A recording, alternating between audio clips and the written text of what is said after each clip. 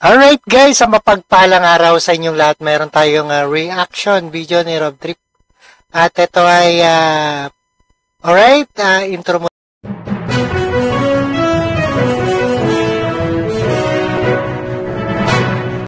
Alright guys, sa magandang araw sa inyong lahat, meron tayong reaction video dito kay Rob Trip Ay may nakalaang pondo nga ba para sa cash gift ng senior citizen?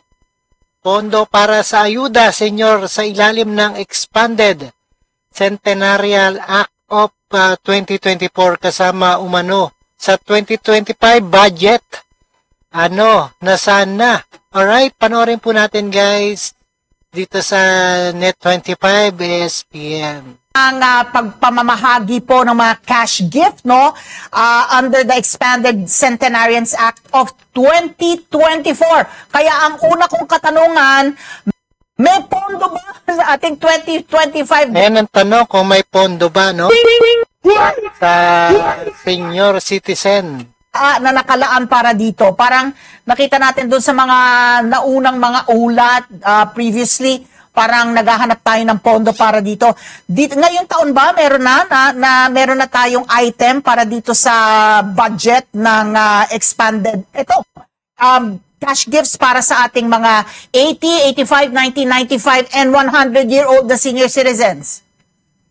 Meron tayong pondo for 2025. Ayun. Kaya, ayun, may pondo naman pala. Yung mga nagma-milestone ages simula January 1 of 2025 hanggang December 31 tulupuyang taon, may pondo po tayo. Subalit, dahil naging batas ito nung February 26 na effectivity nito March 17. Kaya nung March 17, 2024 hanggang December 31, 2024 claimants, beneficiaries, maghihintay po sila kasi yan po ang ating nilalakad ngayon kasama po in our talakayan with the Department of Budget and Management. So hindi pa sila makakatanggap. Pero Doktora Mary Jean, ito, marami pong mga lolo't lola, syempre na-excite po ito, na umpisa na nyo daw mamahagi, February 26, tama ho ba? At paano po nila matatanggap po itong mga cash benefits pag sila po ay nakatungtong ng milestone age na 80, 85, 90, 95, and 100? Kayo na po magkwento. Yeah, we will have the first payout actually in February 26. Simultaneous yan. Meron tayo sa Malacanang for the inaugural in honor of when the law also was signed. Okay. Kaya meron tayong 15 beneficiaries na applicants na verified and validated sila natatanggap doon sa Malacanang this February 26. Pero all over the country, ayan, February 26 daw makakatanggap mga 80 to 90 to 100, no? At sa Centenarial. We have selected sites, regionals natin na meron din tatanggap doon. Now, how to go about it? Muna po, mahalaga mag-apply. Okay. It's a Ayan, kailangan mag-apply kayo ng inyong benefits. That has to be applied for. And the forms are actually either ida-download galing sa ating webpage, sa www.ncsa.ph.gov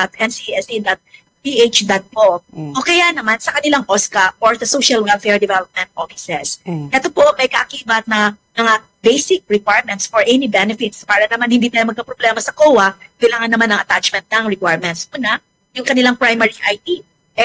Meron silang PSA birth certificate, maganda. Kung wala nun, PLC's ID naman. Kaya kailangan ng birth certificate at inyong ID na senior citizen, no? Dalawa sa secondary requirements. Either yung OSCA ID, partneran ng isa pa na government-issued ID. So, yan yung unang step.